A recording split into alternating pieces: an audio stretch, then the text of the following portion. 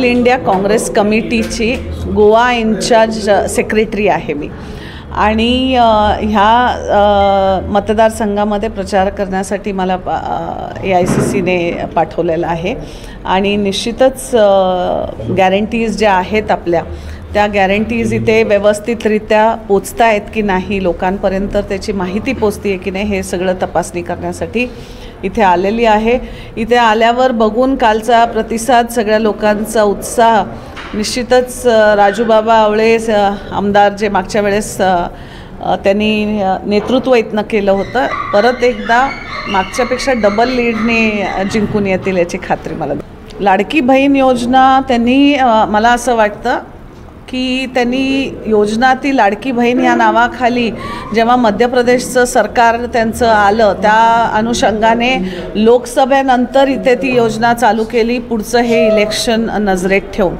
त्यामुळे election to election ही फक्त लोकांचं असू दे किंवा छत्रपतींचं असू दे, संत महात्म्यांचं असू दे किंवा जातीवाद असू दे, हे प्रत्येक इलेक्शनला BJPचं सरकार आणि महायुतीचे जे कोण त्यांच्याबरोबर जुडलेली लोक आहेत हे द्वेष पसरवायचं काम प्रत्येक समाजामध्ये आणि धर्मामध्ये करतात. त्या अनुषंगानेच हे लाडकी योजनासारखे आणि बरेचसे असे भूलथापा देणारे लोकांना तुम्ही आमच्याकडे या म्हणून पैशांनी विकत घेण्याचा प्रकार चालू केला आहे असं म्हटलं तर चुकीचं ठरणार नाही.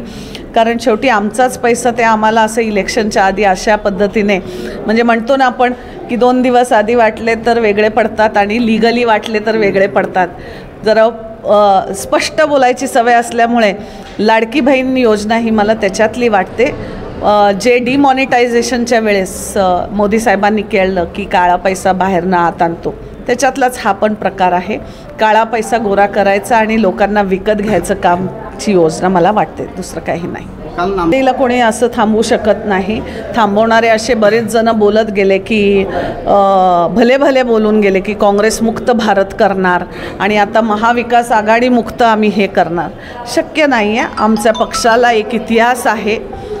उद्धव ठाकरे साहेबांच्या पक्षांना बाळासाहेब ठाकरेंचा वारसा आहे आणि शरद पवारांच्या राजकारणाबद्दल तर महाराष्ट्रामध्ये कोणीही बोलूच नाही. त्यामुळे जेव्हा तिन्ही पक्ष असे एकत्र येतात तर बोलणारे संपून जातील असं मला वाटतं. एक मुलगी आणि पक्षनिरीक्षक म्हणून हातकणंगले मतदारसंघातील महिलांना आपण काय सांगा? हातकणंगल्याची सून म्हणून निश्चितच सर्व महिलांना सांगेन की काँग्रेसवरती विश्वास ठेवा. महाविकास आघाडीचं सरकार निश्चितच बनणार आहे. की मागच्या वेळेस कसं आमदार तुम्ही निवडून दिला आणि सरकार नसल्यामुळे वंचित राहिला बऱ्याचशा विकास कामांपासून, तरीसुद्धा मला वाटतं 200-250 कोटींची कामं आवळे साहेबांनी इथे केलेली आहेत. सरकार जर आलं आणि येणारच तुमच्या सगळ्यांच्या आशीर्वादाने 3,000 रुपयेच नाही तर जी काही योजना आहेत ते तुमच्या घरापर्यंत पोचवायचं काम इथले आमदार आवळे साहेब करतील ह्याची खात्री आहे मला.